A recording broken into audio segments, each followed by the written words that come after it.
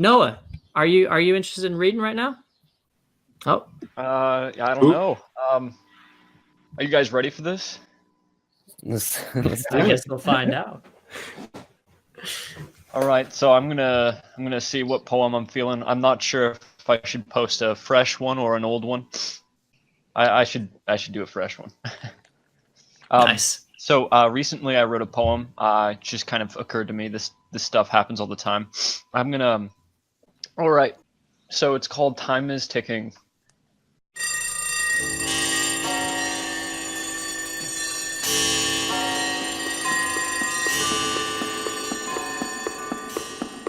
I live in a clock. Tick-tock. I feeling. I can't stop. Tick-tock. What's next? Only I know. Whoa. Oh no. But I'll tell you if you must know. Yo, I wanna know. Are you sure? It will make you grow. Oh, I don't wanna grow. I wanna fly. So high, you know. Grow your wings. I know. No, man. I'm too slow. I wanna go. Be aware. I wanna share. Share this feeling. Oh, I grow because I know. So go. You know. And that's it. It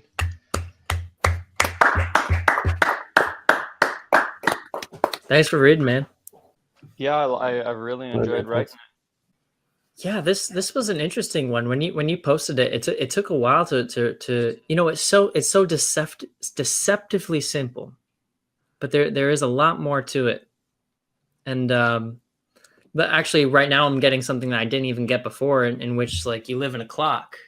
That is like the main thesis. You really have to see it through that lens of you live in a clock, tick tock, and the pendulum swinging, Yeah. and you have these two voices going on in this poem. And so you say, okay, so what are these voices? And it seems like there's a voice who says like, oh, I'm too slow. No, man, I'm too slow. I want to go. And the other one's like kind of urging the other one on. It's like left and Word. right Yeah, duality in man. a poem. Again, I like to express those in poems, just because it's like your inner duality in your own mind. You know, everybody has it. You know, a voice that's too relaxing, and then another voice that's too critical, and then one that seems deceptively wants to go into a artistic spin, and the other wants to give it form and shape, you know, and analyze it and bring it into a communication. You know, and then the two work together and bring out this interesting meaning, one that's cohesive and can do something, you know, and have a function. I like that. Not dope. Not dope. I mean, I totally relate. You know, it's like the dance of life. You know, 2 steps forward, 1 step back. We're always trying to pace ourselves and like be the most productive in life. I mean, I fall in that category, so I'm always like living in a clock. Like, okay, you know, get off social media, spend time with your family, then switch back into creativity. It's that constant, you know, tango. You know what I'm saying? Yeah, oh, were you going to say something, Muse? No, I was just gonna say, as a teacher, I could totally relate to that because I'm essentially a workaholic, and my job is really a time suck. Even though, I really enjoy it, I couldn't, see myself making a living doing much of anything else. But I struggle constantly, all the time, finding that balance between my my writing, my creative endeavors, and then my responsibility to my kids. It reminds me of well, two things actually. Here's an interesting tidbit. There is no scientific way to determine what time is now.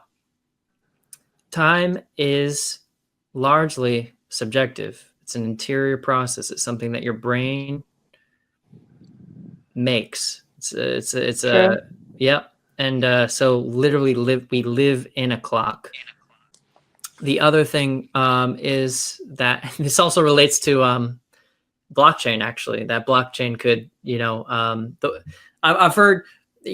I don't know exactly the technical details of this, but I heard that because it solves the double spending problem, it actually goes against or it breaks Einsteinian physics when it comes to time.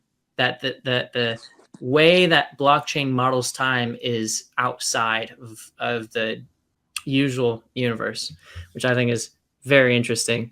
But the other thing that I was thinking about is the two hemispheres of the brain. And they said that one hemisphere is largely exploratory and creative, generative. It's like, and the other side is much more looking for stability and form and restriction.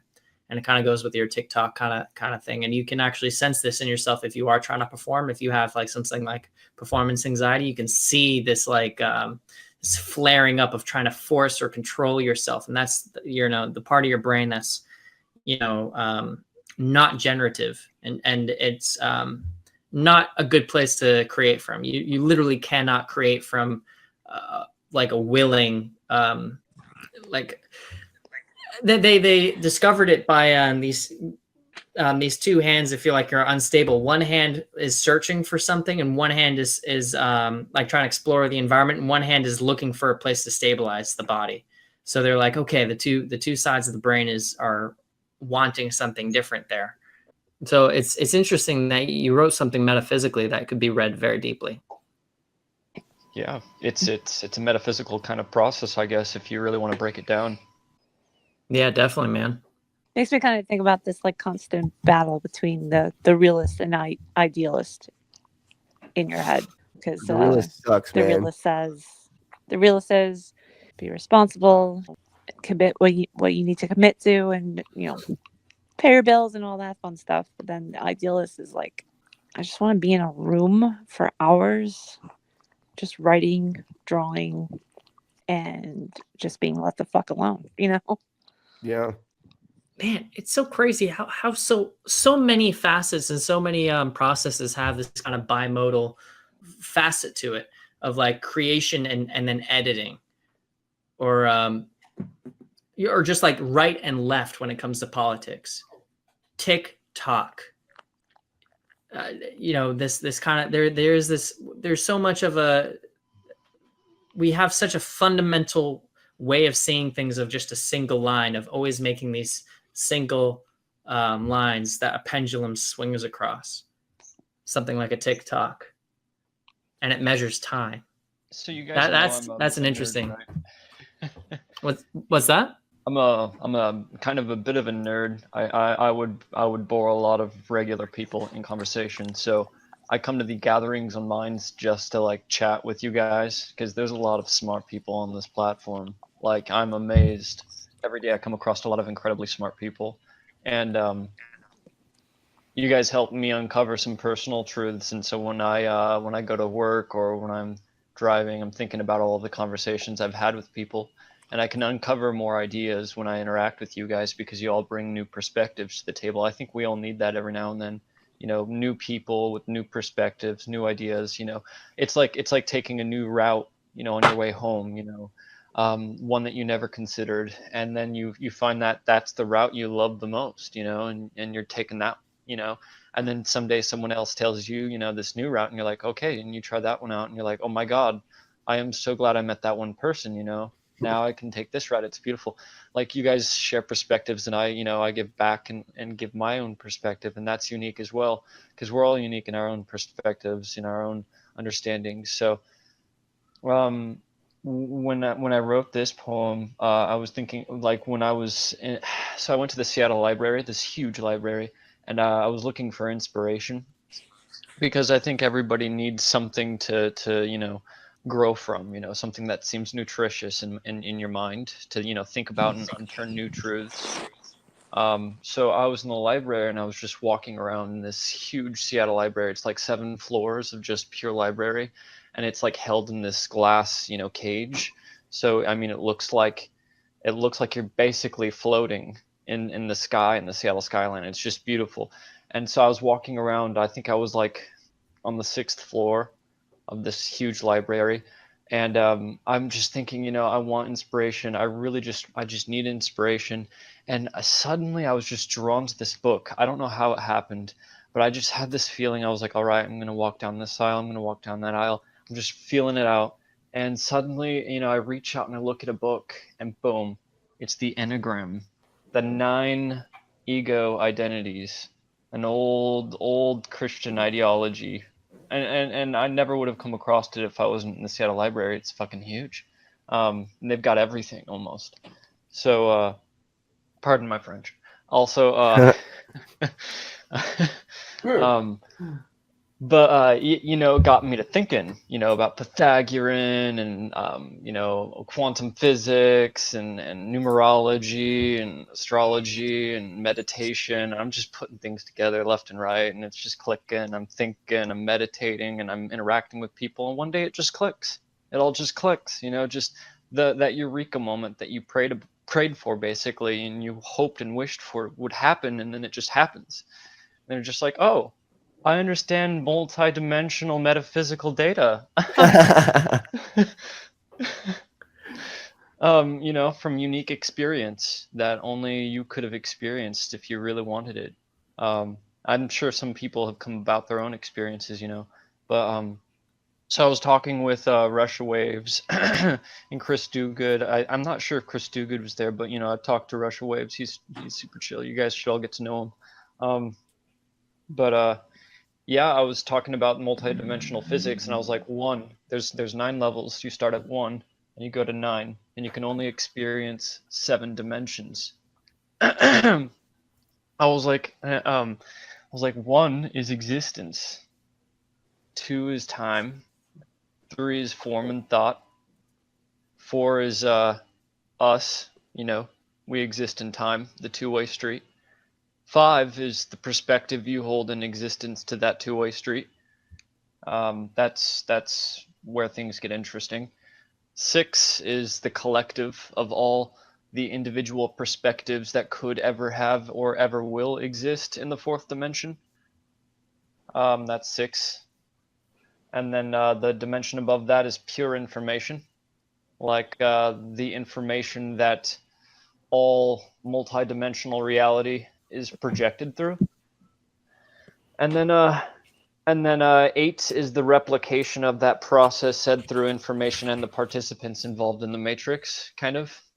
And then 9 is the universe, the collective all, the direct connection to the individual, the next step. And it repeats through a very complex cycle of us adding to the dimensional physics of the creative input-output, only possible through the collective, participation, built out of time. So I was like, yeah, so there you go. When you die, you can have access to the 5th and 7th dimension, because the 5th would look like a 2-dimensional plane of existence. Which a lot of people in the metaphysics are like, oh my god, I saw this Mandela and I rushed into it and suddenly it became 3-dimensional reality. Oh, and I was like, well, that's because you were viewing the 5th dimension, the one we're in, from the 6th. Huh. Wow. Yeah, there are states of awareness and consciousness that you cannot articulate. Yeah, that you can always experience three points. Yeah, that's interesting. And you know what? Here's an interesting kind of perspective, is that the universe is not necessarily intuitive. No way, dude. Our intuitions are built by evolution in this kind of limited, like the goal is to survive, like functionally. It gets more complex than that. Definitely the rabbit hole goes deeper. Yeah. But like the 2nd dimension of time is that oscillation back and forth is like the fundamental, like from the 4th dimension, you have a two-way street. You've got forward in time and backwards in time, and they both go infinite. And because of that infinite creates an infinite, what is it called? Like potential energy barrier. And the observer, just the slightest interaction with the 2 infinite variables is enough to keep it in perpetual motion for eternity. But the minute you kill all viewers participating in that reality, the field collapses and everything starts over. Wow. Dang.